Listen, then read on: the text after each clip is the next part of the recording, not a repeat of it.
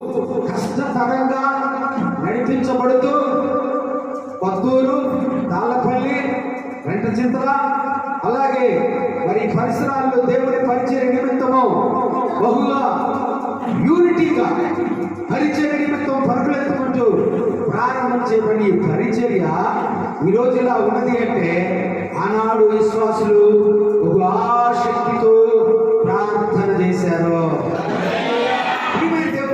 విశ్వసించిన నూతన ఆత్మలైనటువంటి వారందరికీ కూడా నేను ప్రభు పేట చెప్పేది ఏంటంటే, మీకోసం ఆనాడు ప్రార్థించిన వారి వరే మీరు కూడా అత్యాశక్తితో ప్రార్థన చేసి క్రొత్త ఆత్మల రక్షణ కోసం, క్రొత్త వారి విడుదల కోసం, సాతాను చెరలో ఉన్న ప్రజల విమోచన కోసం ప్రార్థించవలసిన భారము సంఘం మీద ఉంది.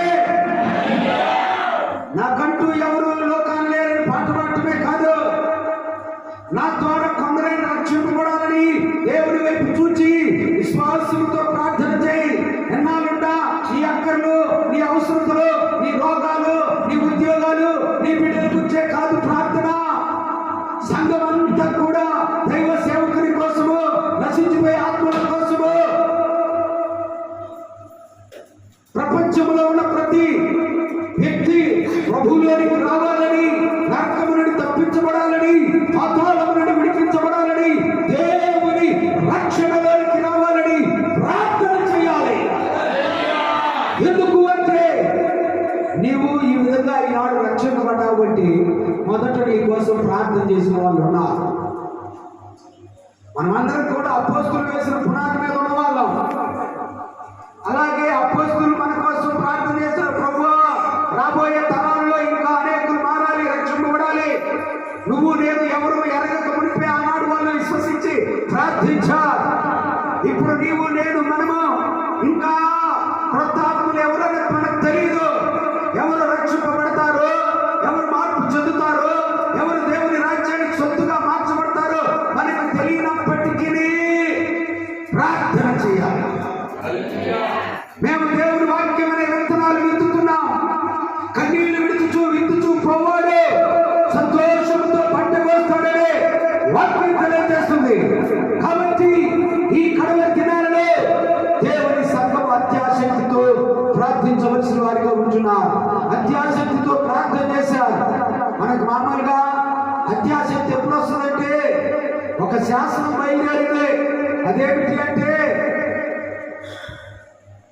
హగాగీయుడైన ఆమాన్ అనేవాడు వాడు వస్తూ పోతూ ఉన్నప్పుడు ద్వారపాలకుడిగా ఉన్న మొర్దెకై వాడికి కేవలం సెల్యూట్ చేయలేదన్న కోపంతో యూదా జాతి ప్రజలందరినీ కూడా ఉరి శిక్ష తీయాలని, ఉరి చంపాలని వాడు ఆలోచన చేస్తే ఎస్తేరు, మొర్దెకై, ఎస్తేరుతో కూడిన చరిత్రలో యూదులలో అనేకులు కష్టతరంగా నడిపించబడుతూ పత్తూరు, తాళ్ళపల్లి, వెంటచింతల అలాగే మరి పరిసరాల్లో దేవుని పరిచయ నిమిత్తము బహుగా యూనిటీగా పరిచయ నిమిత్తం పరుగులెత్తుకుంటూ ప్రారంభం చేయబడి పరిచర్య ఈరోజు ఇలా ఉన్నది అంటే ఆనాడు విశ్వాసులు ఒక ఆసక్తితో ప్రార్థన చేశారు. విశ్వసించిన నూతన ఆత్మలైనటువంటి వారందరికీ కూడా నేను ప్రభు పేట చెప్పేది ఏంటంటే, మీకోసం ఆనాడు ప్రార్థించిన వారి వరే మీరు కూడా అత్యాశక్తితో ప్రార్థన చేసి క్రొత్త ఆత్మల రక్షణ కోసం, క్రొత్త వారి విడుదల కోసం, సాతాను చెరలో ఉన్న ప్రజల విమోచన కోసం ప్రార్థించవలసిన భారము సంఘం మీద ఉంది. నాకంటూ ఎవరు లోకాన్ని లేరని పాట పాడటమే కాదు, నా ద్వారా కొందరైనా రక్షింపబడాలని దేవుడి వైపు చూచి విశ్వాసంతో ప్రార్థన చేయి. ఎన్నాళ్ళుంటా నీ అక్కర్లు, నీ అవసరతలు, నీ రోగాలు, నీ ఉద్యోగాలు, నీ బిడ్డల గురించే కాదు ప్రార్థన. సంఘం అంతా కూడా దైవ సేవకుని కోసము, నశించిపోయే ఆత్మల కోసము, ప్రపంచంలో ఉన్న ప్రతి వ్యక్తి ప్రభువులోనికి రావాలని, నరకము నుండి తప్పించబడాలని, పాతాళము నుండి విడిపించబడాలని, దేవుని రక్షణలోనికి రావాలని ప్రార్థన చేయాలి. ఎందుకు అంటే నీవు ఈ విధంగా ఈనాడు రక్షింపబడ్డావు బట్టి మొదట నీ కోసం ప్రార్థన చేసిన వాళ్ళు ఉన్నారు. మనమందరం కూడా అపోస్తులు వేసిన పునాది మీద ఉన్న వాళ్ళం. అలాగే అపోస్తులు మన కోసం ప్రార్థన చేసిన ప్రభువా, రాబోయే తరాల్లో ఇంకా అనేకులు మారాలి, రక్షింపబడాలి. నువ్వు నేను ఎవరు ఎరగక మునిపే ఆనాడు వాళ్ళు విశ్వసించి ప్రార్థించారు. ఇప్పుడు నీవు నేను మనము ఇంకా క్రొత్త ఆత్మలు ఎవరో మనకు తెలియదు. ఎవరు రక్షింపబడతారు, ఎవరు మార్పు చెందుతారు, ఎవరు దేవుని రాజ్యానికి సొత్తుగా మార్చబడతారు మనకు తెలియనప్పటికీ ప్రార్థన చేయాలి. మేము దేవుని వాక్యం అనే విత్తనాలు విత్తుతున్నాం. కన్నీళ్లు విత్తుచూ పోవాడు సంతోషంతో పంట కోస్తాడని వాక్యం తెలియజేస్తుంది. కాబట్టి ఈ కడవ దినాలలో దేవుని సంఘం అత్యాశక్తితో ప్రార్థించవలసిన వారిగా ఉంటున్నారు. అత్యాశక్తితో ప్రార్థన చేశారు.